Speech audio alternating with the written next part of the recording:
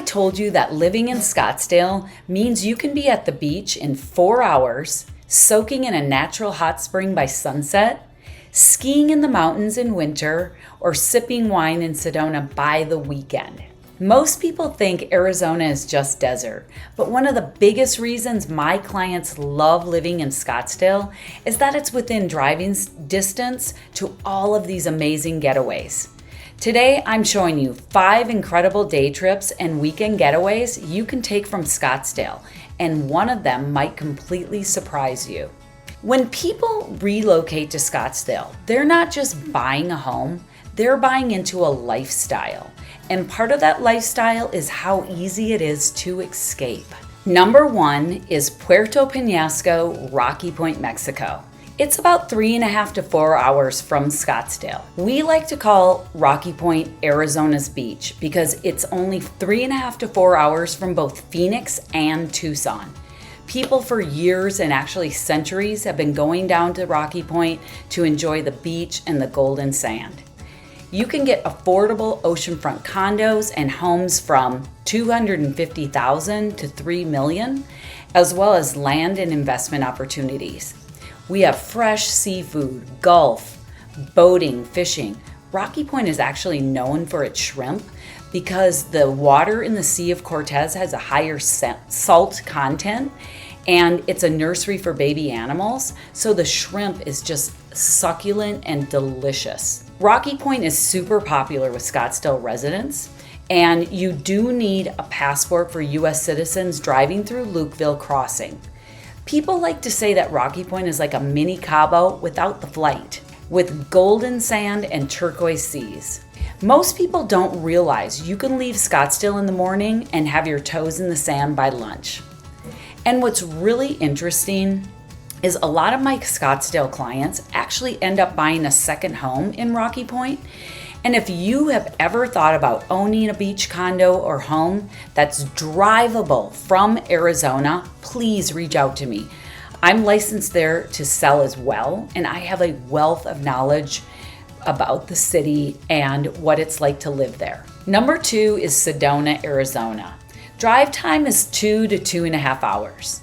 And some of the highlights are the Red Rock views. One of my favorite is to go up by Airport Lodge. You actually go up the winding road and you can see the entire valley. It's just beautiful. You can have a spa weekend or luxury resort, hiking to Cathedral Rock, Bell Rock, or one of the many vortexes in the area. A vortex is just a place where the magnetic field is closer to the surface of the earth and the energy is really high there and very cleansing for doing a meditation, for example.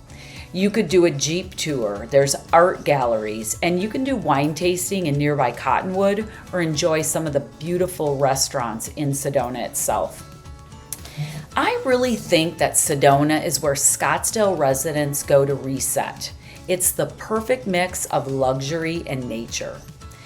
You could go there for a romantic getaway, a girls' weekend, or try one of the many wellness retreats that they have in the city. Number 3 is Pinetop-Lakeside in the White Mountains, also 3.5 to 4 hours north.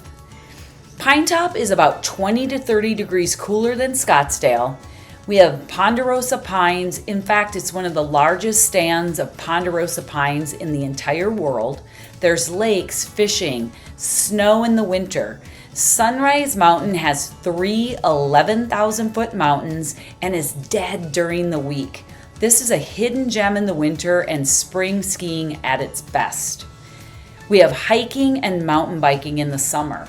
Don't forget Pinetop Brewery, Charlie Clark's, The Den, or Munich House Grill and Beer Garden for delicious food.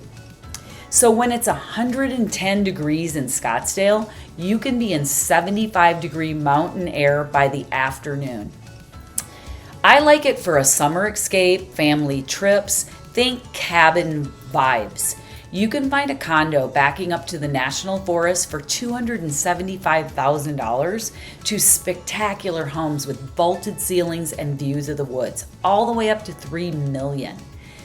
We like to say the trifecta is your home in Scottsdale, your condo on the beach in Mexico, and your cabin in the pines. Number 4 are Arizona hot springs. They're all over the state, and they're anywhere from in town to an hour outside of town and 4 to 5 hour drives with hikes and high clearance 4-wheel drive required. So if you've never heard of a hot spring, they're natural geothermal pools that water comes up from the earth and it's already the temperature around 100 to 107 degrees, and you can go into the pool and soak. Some of the pH is around 8.5, and they say it's like liquid silk around your body.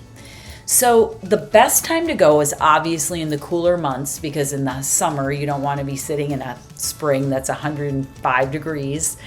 But this is one of the coolest desert experiences that I have ever done here.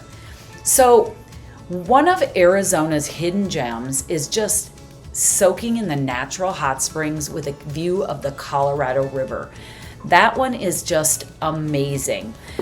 I had 27 locations in this book, and I was like, God, I don't have a 4-wheel drive vehicle with high clearance. So I just Googled closest hot spring to Phoenix, and there's one that's out in Tonopah that has little camping spots, and you can reserve pools or you can go in a communal pool.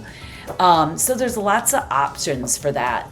There's one in Mesa called Buck Springs, and it's probably our most famous because it was this amazing experience for people to come from all over the United States when they had asthma and different lung problems, and they were sent here to recover, and they would actually go to Buck Springs baths.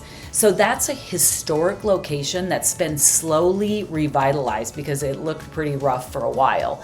But you can now go there and sit in those hot springs and experience a piece of history. So, you know, this is a rustic experience at most places. So it's going to be for adventure seekers, couples who are like to get out into the mountains and hike and scramble across rocks, and off the beat travelers, really.